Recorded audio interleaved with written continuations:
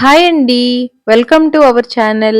ఈరోజు మన వీడియోలో బీట్రూట్ ఫ్రైడ్ రైస్ని చూపిస్తానండి.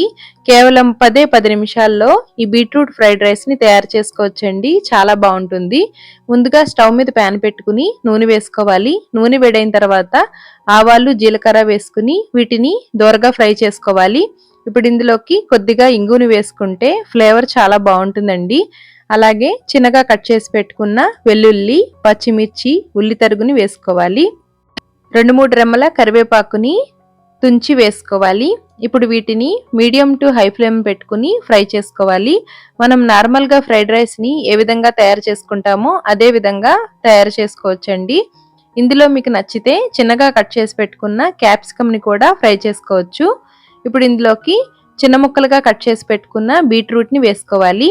బీట్రూట్ని ఉడికించిన అవసరం లేదండి. ఇలా ఆయిల్లోనే ఫ్రై చేసుకుంటే ఈ ఫ్లేవర్ అంతా బీట్రూట్కి పట్టి చాలా బాగుంటుందండి. ఫ్లేమ్ని మీడియం టు హై ఫ్లేమ్లో పెట్టుకుని మాత్రమే ఫ్రై చేసుకోవాలి. అప్పుడే మంచి ఫ్లేవర్ వస్తుందండి.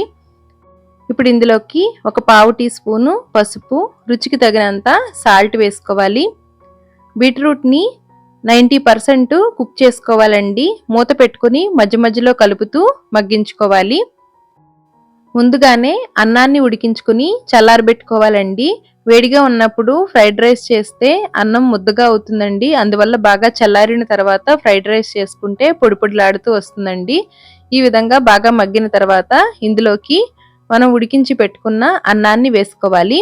నేను ఇక్కడ బాస్మతి రైస్ తోటి చేస్తున్నానండి. మీరు సోనా మసూరి రైస్ తోటైనా చేసుకోవచ్చు. బాస్మతి రైస్ అయితే 1 గ్లాసు బియ్యానికి 1.5 వాటర్ వేసుకోవాలండి. అదే సోనా మసూరి అయితే 2 గ్లాసుల వాటర్ని వేసుకోవాలండి.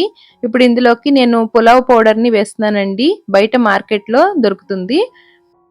చివరిగా ఇందులోకి కట్ చేసి పెట్టుకున్న కొత్తిమీర తరుగు లేదంటే స్ప్రింగ్ ఆనియన్స్ అయినా వేసుకుని బాగా కలుపుకోవాలి. ఫ్లేమ్ని మీడియం టు హై ఫ్లేమ్లో అడ్జస్ట్ చేసుకుంటూ కలుపుకోవాలండి. చాలా మంచి ఫ్లేవర్ ఉంటుందండి. తప్పకుండా ఈ విధంగా ఒక్కసారి ట్రై చేయండి. బీట్రూట్ అంటే ఇష్టం లేని వాళ్ళు కూడా చాలా ఇష్టంగా తింటారండి. ఇదే విధంగా క్యారెట్ తోటి కూడా తయారు చేసుకోవచ్చు. మన ఛానల్లో చాలా రకాల రైస్ రెసిపీస్ ఉన్నాయండి. మీకు ఇంట్రెస్ట్ ఉంటే ఎండ్ స్క్రీన్లో లింక్ ఇస్తాను, ఒక్కసారి చూడండి. బాగా కలిసేలాగా కలుపుకొని స్టవ్ ఆఫ్ చేసుకోవడమే. రైతా తోటి కానీ లేదంటే ఏదైనా గ్రేవీ కూరలతోటి తిన్నా చాలా చాలా బాగుంటుందండి. తప్పకుండా ఈ విధంగా ఒక్కసారి ట్రై చేయండి. ట్రై చేసి ఎలా వచ్చిందో కామెంట్ చేయండి. ఇప్పుడు కొద్దిగా సాల్ట్ అనేది తగ్గిందండి. అందువల్ల మరొకసారి వేసుకుని కలుపుతున్నాను.